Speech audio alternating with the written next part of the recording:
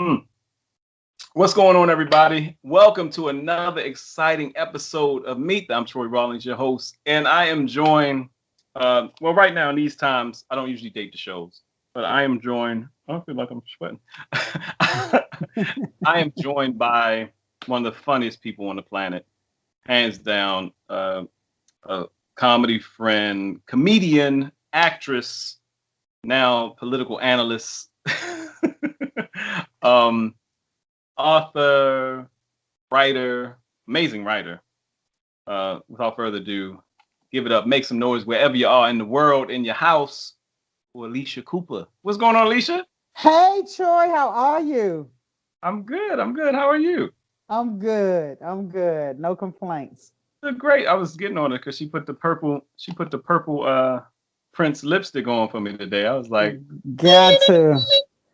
Got to. Might not know it now, baby, but I I feel like I need to have a mirror. It's gonna be a lot of this today. All right, I'm a Tarantino all over the place, but I'm gonna go way back in time, the beginning. Where are you originally from, Alycia? I'm originally from Temple Hills, Maryland. Oh, homegirl. Yeah. You said homegirl Yeah. from Yeah. Baltimore. Yeah. Oh, all right. Yeah. My cousins are in Baltimore, so yes, and my good friends. I met a lot of people from Baltimore, and we became lifelong friends. And I went to the University of Maryland, College Park, so I still talk to my Baltimore buddies. Yes, College Park. What's your greatest memory from College Park? Oh, I have so many College Park memories. You know, it was a trip because when I got there, I would always say, I can't get drunk. I can't get drunk. How you saying that at 18? So this You saying were you saying you can't, like, I'm gonna get in trouble? I can't, like, nobody's ever been able to get nobody's me ever been able to get me drunk. Like nothing's gotten me drunk before. So we had a friend named Nicole who she had the big single on the end of the rope. So she down there making grain alcohol. I was about to say, was she from down south? But she was from New York.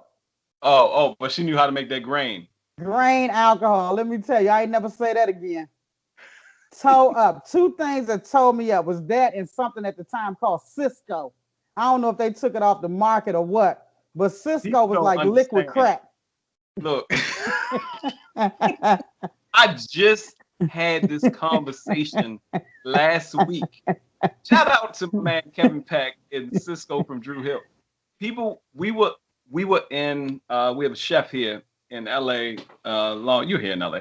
She's in Long Beach. Well, no, she's around Chef Key, and we're at her house. We talking, and people started talking about Cisco. I said, well, that's where Cisco got his name from. Is it?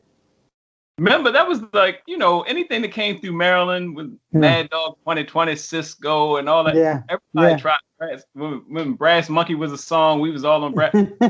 Cisco is the last thing we have of Cisco. Like, actually, I don't know who spells his name like they used to spell it, but I think they had an Sisco. I forgot what it was, but they took Cisco off the market. They had to, because I woke up the next day. I lost some. Let me tell you, a good friend of mine came into my dorm room the next morning. I'm still on the floor. I never even made it to the bed. And this ain't carpeted or nothing. Like I'm on some tile. And so she knocks on the door and I get up. Like in the hard floor. I don't even remember the night before. So I hear a knock on the door and I get up to open the door and she said, you guys got so drunk last night, you threw up all over the restaurant. I don't even remember being in a restaurant. I said, stop lying. I looked down on the front of my shirt and it was smashed up puke on the front of my shirt. Then she's holding this cup. And she said, and here's your contact lens because it came out of your eye and I put it in this cup of water. And she handed me my contact lens and a cup of water. So at least she kept it hydrated because a contact lens are dry up in a heartbeat. So she saved my eye. She saved my contact lens. I ain't messed with nothing else again after that. Oh my goodness. Like I told you, this is what we need right now. We need laughter. And I knew if I had Alycia on, he'd wake up in the morning. Oh, Lord. I said, oh, y'all didn't lie. So, So, all right. Let's fast forward. So college part. What'd you go to school for? I went to school for, at the time, it was called radio, TV, film. So you learned all different kinds of communication. So we had classes in radio, classes in TV, like how to direct like a multicam or direct like a talk show in the control room. And then we learned screenwriting. That was the film aspects. We took screenwriting courses and film theory courses. So by the time you left, you had a little bit of knowledge about a lot of different parts of the media. Yes. Yes. So you leave college. What did you want to do after you left? What was your focus after you left? When did you click in and say this comedy thing? Or was it right after school, or did that come later on? No, what happened was while I was an undergrad, I started interning at BET in DC. So they had an open house one day, and I went down there with my little resume that ain't had nothing on it but like Roy Rogers. So I don't know how, yeah. So I went down there and I got an internship where I think I worked like maybe 20 hours a week, and I got a credit or two or something. And so that's where I learned. I worked on Rap City with Chris Thomas. Our first guest was Biz Markie, and I was so happy because back then CDs were just becoming the thing. Right. And Biz Markie's publicist showed up with a box full of CDs, and we all got free CDs. You couldn't tell me I hadn't arrived. I had a free Biz Markie CD. Biz Markie CD. So worked on Rap City. Then I worked on something else called In Your Ear with a host called named Brett Walker. That was more alternative. The Dion Ferrises and the Fishbones and the different alternative. Brett Walker, the one that was on the S curl box, was that the real pretty dude? Real almost unibrow. Yeah. Because what they were doing at the time, they were taking models and making them hosts. And so he fit the bill for that. Yes, that was him. And so worked on that. And then once I graduated, I couldn't get a job at BET because they didn't have any openings. So I went and worked a couple other places like Planet Hollywood came out and things like that. Then BET had an opening and I went back. So I ended up working there full time and learned a lot.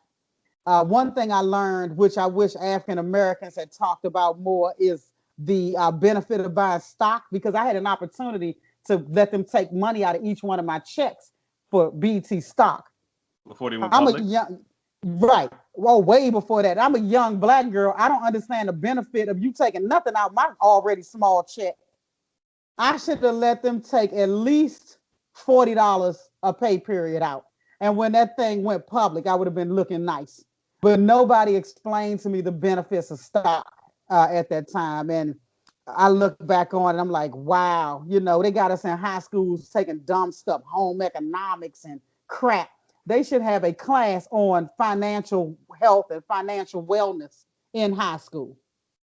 I would have made different decisions. But, so I worked there, and then Def Jam hit, and everybody made it look so easy that I didn't realize people were writing material. Because when you don't grow up in a comedy culture, all you know is what you see on the screen, and you don't realize by the time you see these people on your screen, they've been telling these same jokes and working them out for years. Right. in their hometown. I'm thinking they just getting up there talking off the dome, and I'm like, I can do that. Right. So I started jumping on stage. Yeah, I was like, I do this on the school bus. So I started jumping on the stage with no material planned, and I'm bombing, like I should be. Right. So I was like, oh, well, maybe I'm not funny like I've been told my whole life. So I bombed like 3 times and I never went back. So I moved to LA, and I wanted to create sitcoms because I love 2 sitcoms in particular, Golden Girls and Living Single. And if you think about both of them, they got the same 4-point opposition. It's the same. Like Queen Latifah's the Dorothy, Kim Fields is the Blanche. It's a younger Black version of the Golden Girls if you just look at the 4-point opposition. So I said, I want to create a show. I want to create a sitcom. Betty White. Right, exactly. Kim's Betty. So I was like, I want to create my own sitcom. So that's why I moved to LA. I didn't know what it entailed. I didn't know how difficult it was going to be. It's very difficult. And especially as African Americans, because there's so many roadblocks in your way, from getting an agent to getting a meeting to getting an opportunity, from getting an entry-level job. There's so many barriers up. And most of the time, you're going to have to work on an African American show, and there's not that many of them. So I had no idea just how monumental a task something like that would be. And then after I got out there, I was still working in television. I was producing talk shows. Shortly after that, reality television hit, and the scripted work started dying for the non-scripted, because it was cheaper to produce. And, so I never got my shot at creating my sitcom. I got a whole hard drive full of sitcoms. Hadn't gotten my shot yet, but I will. And, so then I started doing... I got some people just watching us now. I'm just letting y'all know. I got some fire shows in this hard drive. I just need an opportunity. But, so then I started doing stand-up. And sort of got pushed into it because I was working on a show at BET called O Drama. The hosts were Kim Whitley, Vanessa Bell Calloway, and Mari Morrow. And one of the other producers named Rawlings, she worked on the Martin Show. She said, I want you to do stand-up this Friday on my show. I'm doing a show called The Next Big Things. I'm doing 2 rappers, 2 singers, and 2 comics or something. And I said, Doris, I don't do stand-up. I tried it. It didn't work. And she said, but you're the funniest person in the office. I was like, well, how hard is that to be? We sitting in a bunch of cubicles in a barn. Yeah, I was like, how difficult is that to be? I said, I got my own shows I'm working on, Doris. I can't do that. She was like, well, you're booked. I said, oh, hell no. So I went and got a book and started looking through the book on how to structure a joke. Your joke. And so then I was like, oh, this is how you do it. There's a formula to this. So I wrote because I was only doing 3 minutes on the show. So I wrote some stuff. But back then 3 minutes when you was first starting out feels like 3 hours. So I'm trying to write some stuff down. And then I said, well, dang, I need to at least try to say it before I get on national TV. So I go down to the Ha Ha Cafe in North Hollywood and I ask, can I get some time? And they're like, okay, well, you can go up first. So I said, okay, good. So now you know how this works.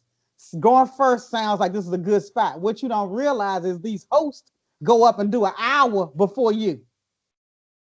So I'm like Shaquille O'Neal on the free throw line. I'm getting frozen out. I'm back there like, oh no, Lord, please let me hurry up and get this mic in my hand. Hey, I didn't know that's an LA thing. I didn't experience that back east. I experienced it. Not at the front of the show. You expect the host to do some time. When I got here and I did a Monday night, the Black Monday night. I ain't gonna mention the names. Everybody knew Black Monday night. Yeah. And Spike asked me to come over. He saw me hosting at the Union, and the host did 50 minutes up front. Yeah. We call that host lining. And I don't usually drink. And by the time I got up, I had finished half a drink. I'm a lightweight. Yeah. So, I was like, what is going on with this? The host is like doing 45 minutes up front, 15 minutes between each act. Easily. And it's 9 acts. Yeah. We call that host lining, headlining from the host position. So this person host lined my ass, and I was freaking out. Because remind you, I'm standing backstage by the curtain for like 50 minutes. And, because I'm thinking at any moment, they're going to bring me up. I have sweat rings under my arms. I'm hyperventilating. I'm like, just did an hour. Just backstage, I am soaked from fear. So finally, he calls my name, and I go out there and I work on my little stuff. And some of it worked, some of it didn't. And at least I got to hear it come out of my mouth for the first time. Because tomorrow, I'm doing it on national TV. So that particular episode, they had some judges. So the judges were Ellen Cleghorn, the first Black lady with a sitcom with her name on it. called Cleghorn. No, Thea was the first, so she was second. Cleghorn. Then Chocolate from Def Jam was a judge, and Annie McKnight was a judge. I think those were the three judges we had. So what you did was you did your 3 minutes, and then they critiqued you. Now, if they had given me a bad critique, I'd have quit again. But they gave me a good critique. They were like, we see potential in you. This is what you need to do. And you had some really good setups and you're really confident. Whatever they said was at least complimentary. They didn't fry me on national TV. And they didn't know you the night before working on it. Right. They ain't know I had no business being booked on this show. So because they gave me a positive critique, what I would do is I would work my talk shows and my television show shifts, which was usually 12-hour days. And then at night, I would go to the comedy club. But I was only doing it as another creative and social outlet from my monotonous day jobs. And I wasn't doing it to be a comic. I wasn't doing it as a profession. I was just doing it for fun because it was fun. I had a good check coming in. So I would just go do comedy at night because it was fun for me. I never thought of it as a career for me. And then around 2008, I burned out of reality television. I burned out of all of that. And I said, well, let me start trying to do colleges. And then, that was a whole different horse of another color. I would be in the middle of nowhere, getting a rental car, and the cell phones, the signals don't happen in the middle of nowhere. So you're just driving and driving and driving. One time I was on E. There was not a gas station for miles in the middle of nowhere. And I'm freaking out. It's dark. It's after a show. I'm nowhere near a gas station. My gas light is on. Can't get a signal. I mean, that wasn't fun either. So, so then I just had to take it seriously. And I started going overseas, performing for the troops. That wasn't bad because at least you guys go as a group. Right. So you can have fun with your comedy comrades going overseas. That college thing is just all you. By yourself. And they like oh, and don't get the lunchroom shows, the middle of the day where everybody eating and the kids walking by. Yeah, give me some of them tater tots. You don't want the lunchroom shows. Right. Yeah, they one you ain't yeah, I mean that was so yeah. So, but I ended up by default becoming a comic full time. And now I'm at the place where I'm directing and I'm just putting myself in things that I write and direct. Yes. All right. I call this my third act. The third act. But it's so funny because you are naturally funny and that has to come across somewhere. I think I'm thankful for the cats that when I was hosting I was hosting shows and hosting events and everybody kept saying I was funny. And then I got picked as a host during this competition. We're looking for a host. So we have different people come up and try to host. So I went and hosted a band night in this competition to be the host. Like I ain't big on competitions at all. But this competition was easy because they just judging who's the best host out of these weeks. I did the first week and that night they was like, I think we found our host. Oh, that's awesome. And I started hosting the night, and the guys that own the club said, man, you funny, man. You should have your own comedy night. I said, yeah, one day. He's like, what night you want? I was like, oh, now? and it opened that, and it was the comedians that came and said, yo, you really funny. How long you been doing comedy? Larry Lancaster in particular from Baltimore, I never met. We were having a conversation. He said, how long you been doing comedy? I said, man, I've been hosting events and doing jokes for high school. He said, how long you been, a comedian? I was like, I don't know all my life. He said, how long you been writing? And that was the first time I heard somebody say writing and put it together that, oh, these folks are writing stuff. I'm up here trying to wing it. And I'm writing some things, but and then I realized everybody has their own style. Like I can write a theme, but I have to work it out. I have to work it out on stage. I have to work it out in front of people because I have to get I go off their, when improv background, you go off their reaction, and you have that thing. I mean, your comedy on stage is great, but you just have the timing and the poise and everything. So it's funny because you never know people's story and how they got there and doing that. So, right. Did you write The Fat Stripper? I did. So that's out now. That's out now. Fat Stripper? Yeah, well, it's about to come out on Flealee TV, FLEALEE TV. So it'll be out next, right before Christmas. It's going to come out on Flealee TV. We're doing a double header. We're going to do Fat Stripper and Just Us. So we're going to do 2 of my 3 short films on Flealee TV. So you'll be able to get it there for a low price. A low price. I love it. That's awesome. So where'd you come up with the idea for Fat Stripper? The first 2 that I did were sort of heavy dramas. And everybody kept telling me, you want to direct, you're probably going to get your start in TV episodics. So decide what kind of TV episodics you want to do. What do you want to do? Dramas? Do you want to do comedy? Because they're going to want to see that in a reel. So I was like, okay, well, it definitely would be comedy. So I said, well, I'm going to need to direct a comedy because they're going to look at these 2 dramas and not be able to make the leap. So I said, well, you're going to have to write your own. Now, I'm not going to be able to scrounge up enough money to do a comedy feature. Because to do a feature well, you're going to need about $300,000. So I said, I can come up with some money, and I'll use that to do a 20-minute short.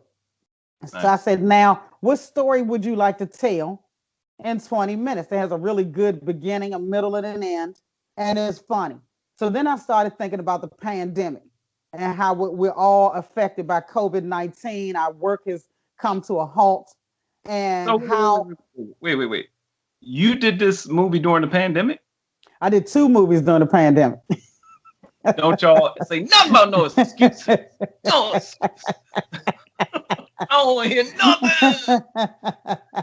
Yeah, I did 2 movies during the pandemic because I can't just sit around like that. You know, my mind is too idle. Then I start stressing out about what's going to happen in the future. So I'm like, you know what? To calm your stress level down, try to do things that will set your future up and put you in a better place in 2021 than you were in 2020.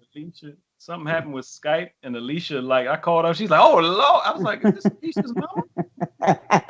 Lord Jesus, they done my laptop and the Skype is dancing. There's people naked outside. I was like, what are you talking? Hold it to your phone. I'll call you back. This is true. And that was the best thing you did, because this is much better using my own Verizon signal versus Wi-Fi. You're right. I should have thought about this sooner. But yeah, so I said, so I did a drama in the pandemic. I did a drama in July, and I did a comedy in August. And I used the same group of people, the same crew. You know, we got COVID-19 tested because they would get, you know, we could find certain places that would test you for free. And I had everybody's food and stuff and snacks individually packaged. We were socially distanced. We had on masks, and gloves were provided for anybody who wanted to wear the gloves. And the strip club was a huge strip club, so it was easy for us to stay away from each other.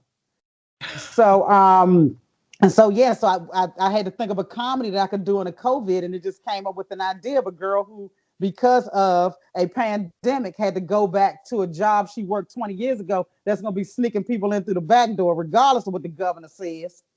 And it's a strip club, but she done gained weight over the last 20 years. But she going to go back like she ain't gained a pound. And so, and try to get her old regulars back. And it ended up turning into a romantic comedy. So it didn't start out as a rom-com, but that's what it turned into over the different rewrites. Don't give them everything. Don't give everything away. We got to see it. I love it. Hey, because OnlyFans is being advertised in like church pamphlets now. They're everywhere. It's like, hey, trying to get your tithes up. OnlyFans. Right. OnlyFans. Everybody got an OnlyFans. They said something in the paper. I saw the paper or news. They were shaming some nurse or something. She got shamed in New York somewhere because they found out she had an OnlyFans page, and she was like, "Hey, I'm just, I can, y'all paying me $500 a week. OnlyFans can pay me $500 a night." Right. She ain't say she didn't want to pay just because she became a nurse. She got other interests. She got other things.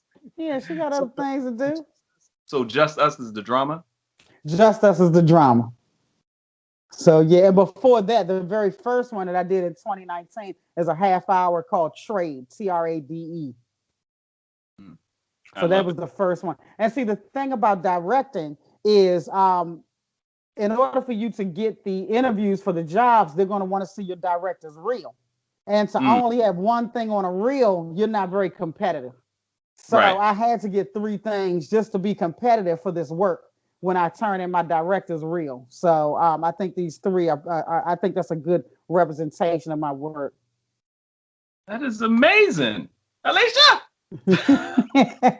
That's a big deal, because we don't give ourselves props for, let alone this, because this is not small victory stuff. This is big deal. This is like, I want to be a director, and you end up doing it, and putting it out, and finding out ways to monetize it, and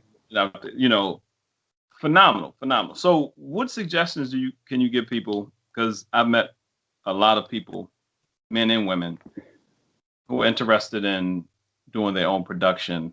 They have an idea, they want to do it. What are some of the things you could tell people that are heading that way, that are interested in starting their own production? I would, you need to ask yourself a lot of questions too, because you need to know what type of director you want to be.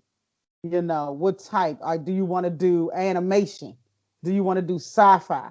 Do you want to do horror? Do you want to do drama? Do you want to do comedy? Do you want to do romantic comedy? So figure out exactly which lane you want to focus on and then study it. I've taken a lot of classes. I've taken a lot of directors classes at UCLA. I've taken, classes from that I found online that other people have been given, and I'll research the instructor. And I always, even with actors, I've taken acting classes. The classes really do make a difference. If you want to be a director, you don't act, still take an acting class, because you need to know how to talk to directors. I mean, you need to, as a director, you need to know how to talk to actors. So, and Ava DuVernay said she did that because she wasn't an actor. She took acting courses. Learn lenses. You need to know which lens works better for which shots. You need to learn every part of your medium, because you don't want to be the one on the set who knows the least. That makes people lose confidence in you. And people don't want to give you money when you don't know what you're doing. So the best thing you can do is get well versed in what it is you want to do. Know how to do, your shot list. You might want to storyboard your scenes. There's so many things that go into this, and it all is in an effort to give you the most productivity.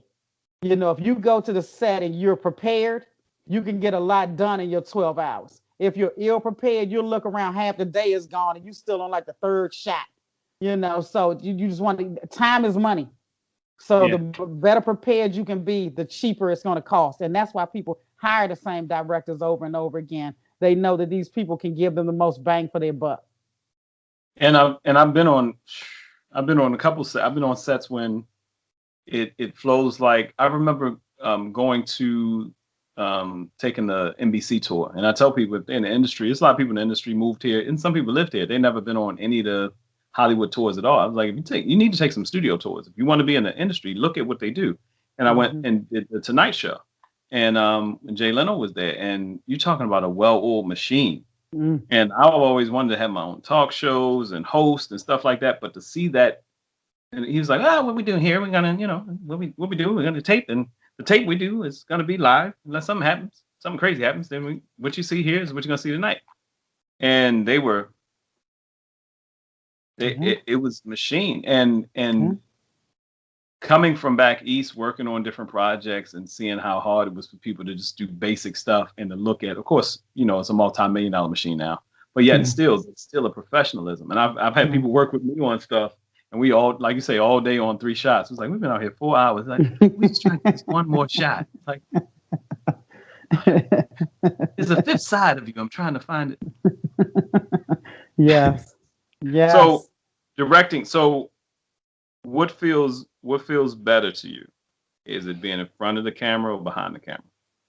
This Fat Stripper was a major undertaking, because you can't be in front of the camera and behind the camera at the same time.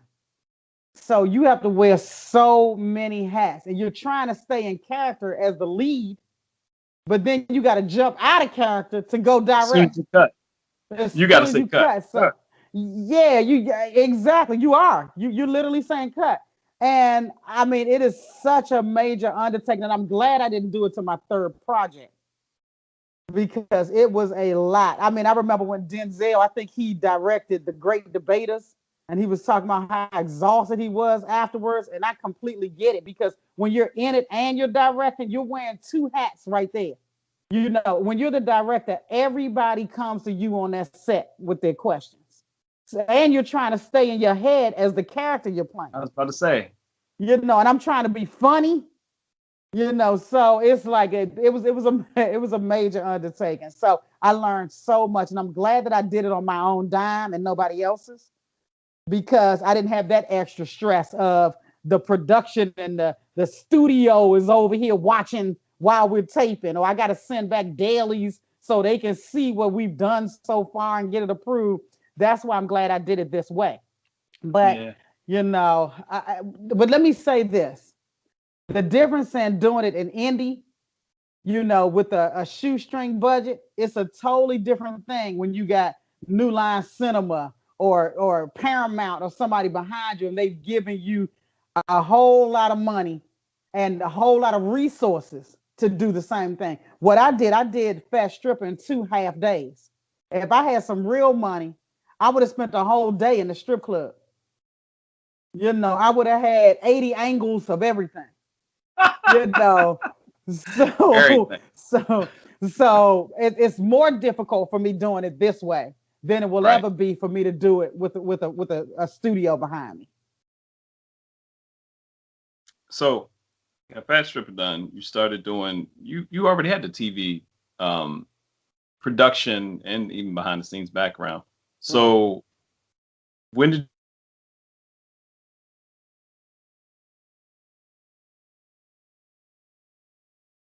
people start pulling on you for commentary? When did you notice people were pulling on you to do some commentary? Like I had you on the radio show. This was back in 2008, and we had a ball. But you had the voice, you had the personality. You were comfortable there in the studio. We had Stephen Russell from Troop on. I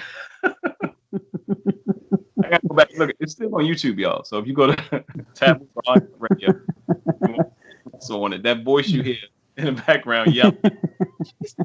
No, so yeah, you said when did I know that I could do the political commentating? yeah. Well, you know what? Even when I first started doing comedy, my love was current events. You know, so I love talking about if something happened earlier that day, I want to talk about it on stage later that evening. You know, when Michael Sam got drafted by the NFL and immediately started tongue kissing his white man on ESPN, that same night, I was booked at Chocolate Sundays at the Laugh Factory, and I talked about it that night. Right. You know, it's fresh on everybody's mind. You know, it's international news. Right. I'm like, God dang, I said, black people, I said, we're destined to be poor. You know, I said, because we can't get a rich, straight black man or a rich, gay black man to stay in the community. So, so you know, I prefer to talk about what's happening now, and it just works well with my personality and my interest to do the political shows because I'm interested. I'm naturally curious, so I'm interested in what's happening in all areas of life already. I'm already naturally interested, so it just works out well. So, what's your ideal project now? What's the one thing you really want to do that, and if you could get any funded or not, but even especially if you could get it funded the way you want to, what's the ideal project that you want to work on? I've written two comedy features, and I would like to get the funding to make them. You know, that would be, I think that would be the first thing. Then after that, I would like to turn my Fat Stripper short into a series, because I already call it, the log line is Schitt's Creek meets P Valley. You know, so I would love to turn my Fat Stripper short. And then I have a podcast that I'm doing that I want to turn into a streaming series. Mm. So yes, it's called Nightmare Road Stories, and it's where comics tell their nightmare on the road, and then I want to reenact it. That is, are you doing a podcast now, or have you Yeah, well, started we yet? just started taping it. So right now, my first guest was Roy Wood Jr. Oh wow. So and then we have Kim Whitley coming up. We have George Wallace and Lou Nail. So that's the Oh, first love it. four. And the And pilot people who, episode is me talking about my Nightmare Road story. And whoo, it's a doozy. Me and Antoine Scott out of Richmond, Virginia. y'all were out there on the road. Y'all were together. Oh, oh, yeah, yeah. When you hear this story, you first of all, you're not gonna believe it. That's how crazy this Nightmare Road story is. But me and him been friends ever since. But we marketed like we slept together the first night we met. Don't So, give it away. Don't give it away. so that's the most I can tell you about that episode. It is funny. So that's the pilot episodes that sets the tone for all the other episodes. So Yeah. people can get what the show is about. It's about taking you on a journey of one Nightmare Road story. So Whew. how do you keep yourself motivated to do the next creative thing? Because some people It's, quit. Some people have stalled. Some people have quit. What is it that keeps you going? you know what? Do you remember the comic named Joe Recker out of Yeah, Baltimore? He passed good, away. good friend of mine. Yeah, Joe, me and Joe, if we didn't talk every day, we talked every other day. And one thing Joe would say was, I done backed myself into a corner with this comedy thing. I can't do nothing else. So, so there's certain days when I feel like that. I'm like, you done backed yourself into a corner. You can't do nothing else. So you better open up that laptop and get them fingers flying. You better think so. You better create something, or you're gonna end up you're gonna have to go to. I don't want to say a store name. It Back seems to like Roy I'm putting that Rogers. store down. Yeah, you end up back at Roy Rogers. You gotta say something So that don't exist no more, so somebody know, hey. yeah, you say a real stuff. Like, what's wrong with my job? So I ain't trying to offend nobody. We in that sensitive era. Everything you say done offended somebody. What's So wrong with Albert? Like, so I'm gonna tread lightly, but yeah. So I have no choice but to keep creating. I back myself into a corner. that's the officer and the gentleman. I ain't got nowhere else to go. Yeah, I ain't I got got nowhere. nothing else. I ain't got. He ain't got no words no more. He's like, just I looked at him want like, your DOR. That daggone Louis Gossett Jr. deserved that Oscar that he won. you worked hard for that. Yeah, I want your DOR. Mayonnaise. Mayonnaise. Y'all have y'all got to look at some during the holidays. I know y'all into y'all Christmas movies, but take a trip and just watch some good like do back and back. Do like a soldier story, officer and a gentleman, and Yes. I don't know if you ever like army films that good. I Oh, think that's all. well, no, Major Payne. Major Payne in it, bring it home. Major Payne was the hardest out of all of them because he was hurt. Like, let me snap your neck, boy. He was just showing you. Man, I'm telling you. So, your comedy features Fat Stripper, Political Analyst. I caught you on it's Fox Soul. How'd you like being on Fox Yeah, Soul?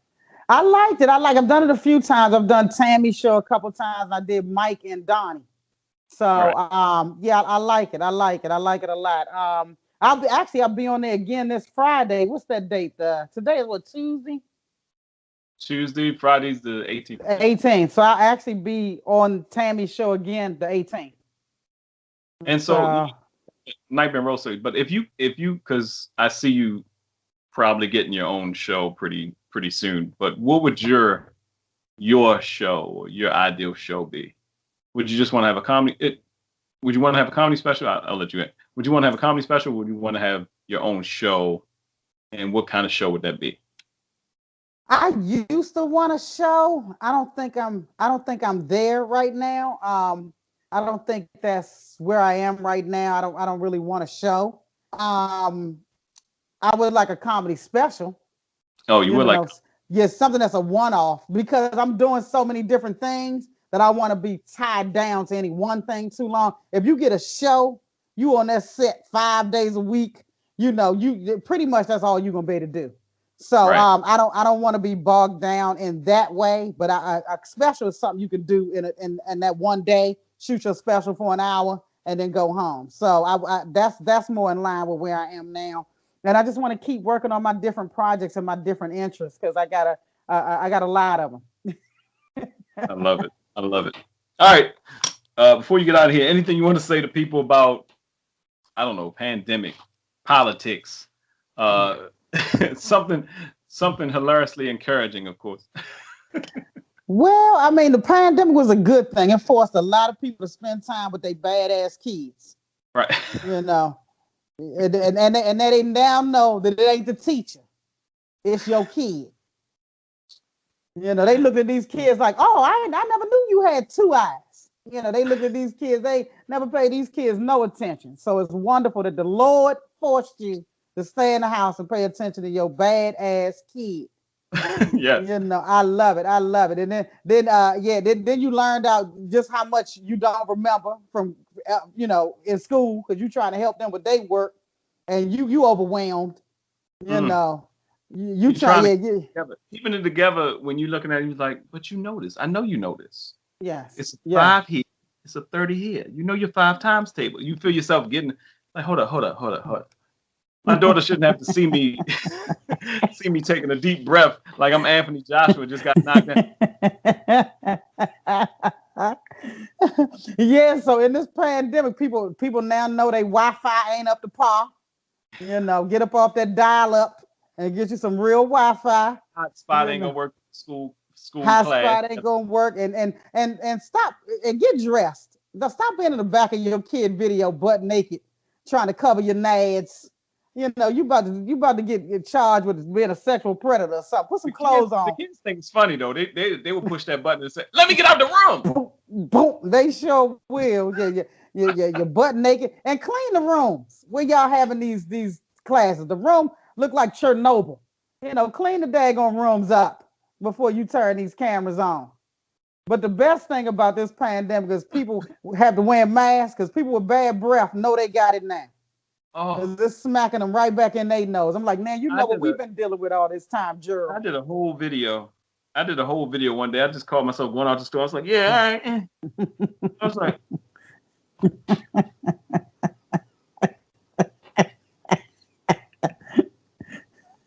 I had to do it. It was so bad. I had to do a video. I was like, man, look, y'all, you used to think you could just run out the house. Women, y'all, sometimes, but guys, we're just gonna have on some sweats on, run out the house, and be in the grocery store like, yeah. No, man. Ain't none of that. Women, we done saved a lot of money on lipstick, because we ain't got to put it on no more. But I noticed the same men that won't wear masks won't wear condoms. It's a correlation. That's a huge correlation. Actually, you get away with one and not the other now. Women like, you bringing a mask over here? A mask? Yeah, I can bring a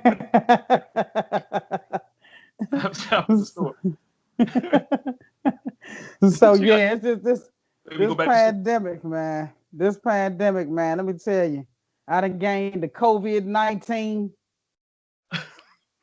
This. I can't wait to get out, because California, we back on a curfew. We can't be out 10 p.m. to 6 a.m. They got us on lockdown because some dummies wouldn't wear a mask and do what they needed to do. But a lot of them was following Donald Trump's lead. And why would you ever follow his lead? Why would you ever follow his lead? I can't wait for January 20th. And Kamala Harris won that election for Joe Biden, because she checked every box. This lady was Black, Asian, Indian, Jamaican. She a Christian. HBCU. Her husband HBCU. She a Christian. Her husband Jewish. She do capoeira and jiu-jitsu. Ain't nothing she don't do. She telling people, yeah, but lesbians, I dabbled in college. Like she done hit every box. I And spoke that's and why I he won. inhaled. Mm-hmm. Yeah, she said Tiger Woods might be Cobbling Asian. I'm Kablindian. for the Kablindians of the world. So Kamala won that daggone thing. That woman checked every box. You had to be, the only way you could not vote for them is you had to be a hater to not vote for them. It's like, I don't believe in their policy. What policy you believe in? I forgot. What's his name? You know? Oh my goodness. This is, if you can't laugh right now, I needed this because I always, like I said, you're one of the funniest people on the planet. There's certain people that are just funny to me. Like, there's never been a time I heard you say something. It was like, ah. But I like to laugh. You know how some comics are. We be like, we be like, we golf. We like the golf peanut gallery at the exactly. Yeah, that one. Yeah. That one. Write that down. It's like, stop. Enjoy yourself. That's why you started this. But you always seem to have fun. Like it reminds me of Tony Baker. I remember I first worked with Tony Baker and saw him and started booking him. I was like, dude, you're one of the most original, funny comics I've ever seen. Yeah. Like, oh, man. Yes. He was doing a joke about falling back in the shrubbery. He was like, oh, y'all think okay? Yeah. He just falling back in the shrubbery like he was watching The Simpsons. I was crying. He's like, what's so funny? I was like, you never felt like you just wanted to disappear? Like everybody just stopped talking to you. So I have a good sense of humor. So, and you remind me of old school comedy that can be anywhere. So I appreciate what you're doing, young lady.